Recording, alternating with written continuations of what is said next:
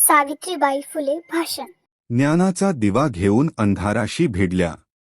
शब्दांच्या शाळेतून स्वप्नांना दिशा दिल्या. अपमान, अन्याय सारेच झेलले.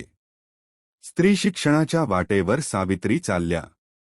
सावित्रीबाई फुले या भारतातील पहिल्या महिला शिक्षिका, समाज सुधारक आणि स्त्री शिक्षणाच्या अग्रदूत होत्या. त्यांचा जन्म 3 जानेवारी 1831 रोजी नायगाव, सातारा येथे झाला.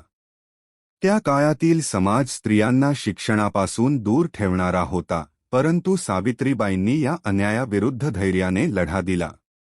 महात्मा ज्योतिराव फुले यांच्या प्रेरणेने सावित्रीबाईंनी शिक्षण घेतले आणि अध्यापनाचे प्रशिक्षण पूर्ण केले.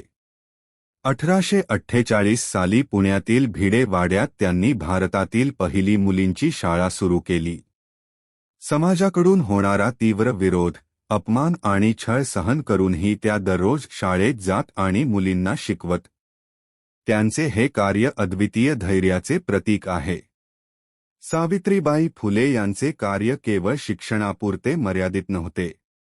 त्यांनी विधवांसाठी आश्रयगृहे सुरू केली, बालहत्या प्रतिबंधासाठी प्रयत्न केले आणि दलित व वंचित समाजासाठी शिक्षणाची दारे खुली केली. जातीभेद, अस्पृश्यता आणि अंधश्रद्धांविरुद्ध त्यांनी ठाम भूमिका घेतली. त्या एक उत्तम कवयित्रीही होत्या. काव्य फुले यांसारख्या त्यांच्या रचनांमधून स्त्री स्वातंत्र्य, शिक्षणाचे महत्त्व आणि सामाजिक जागृतीचा संदेश दिला आहे. त्यांच्या लेखनाने समाजप्रबोधनास मोठे योगदान दिले. 1897 साली पुण्यात प्लेगची साथ पसरली असताना सावित्रीबाईंनी रुग्णसेवेत स्वतःला झोकून दिले. सेवाकार्य करतानाच त्यांना संसर्ग झाला आणि 10 मार्च 1897 रोजी त्यांचे निधन झाले. सावित्रीबाई फुले यांचे जीवनत्याग, धैर्य आणि समाजसेवेचे उत्तम उदाहरण आहे. स्त्री शिक्षणाची पायाभरणी करून त्यांनी समाजाला नव्या विचारांची दिशा दिली.